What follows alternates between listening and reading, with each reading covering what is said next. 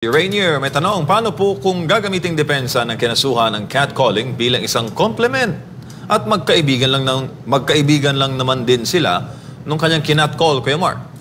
Ang catcalling, halimbawa yan ng violation ng Safe Space Act basta based on gender-based harassment.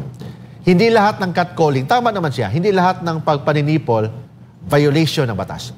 Hindi lahat ng paninipol is a crime. Maging crime yan kung yung paninipol mo is gender-based. Yung paninipol mo, parang hinaharas mo isang babae, hinaharas mo isang lalaki sexually. Yan ang tinatawag na violation ng Safe Space Act.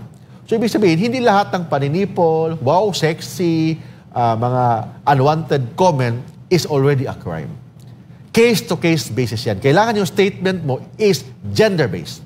That's first requirement.